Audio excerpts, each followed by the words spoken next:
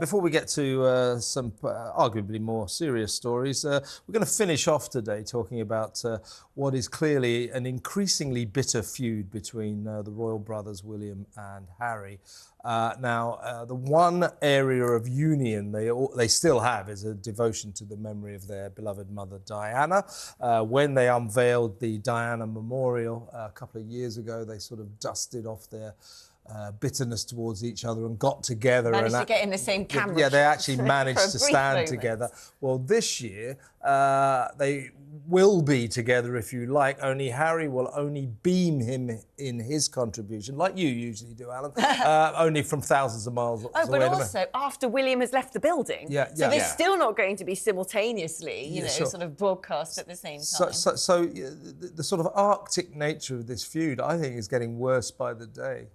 Yeah, I think that's quite clear. I mean, if they can't even be in the same room or even have the same sort of beaming in at the same time, you've got to wonder, what is it that's so bad between them, the bad blood, that's so bad that you can't see this ever being reconciled? It's a terrible thing for a family. How poignant that they're there to celebrate the legacy of their mother. And I think we could all probably agree that if there was one thing that Diana would want, it would be for her boys to have a close relationship. That's the one thing, surely, any mother would want. Forget the charitable work, forget what Harry's doing one side of the pond and William this side of the pond.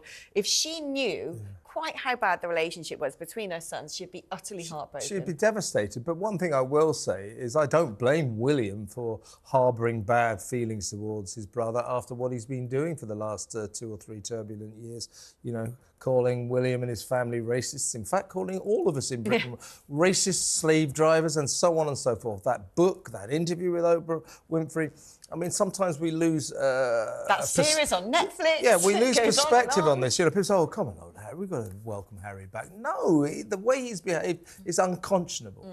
Now, look, Harry's made his bed, that's quite clear. Yeah. He's set out on a route, he's down that journey, and we're not going to get him back on that basis unless he shakes himself out of it. And no amount of welcoming him back is going to change that.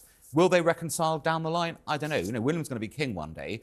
Harry's going to be brother to the king. It's a pretty sad state of affairs that your only sibling is someone you don't talk to. Well, it's quite medieval. If this was sort of, you know, 1500, Harry would be locked in the Tower of London by now. It is a Shakespeare play, isn't it? It really is. It's almost like as royalty is supposed to be in this country. We're just resurrecting old traditions. Yes, I think they should joust on the Mall.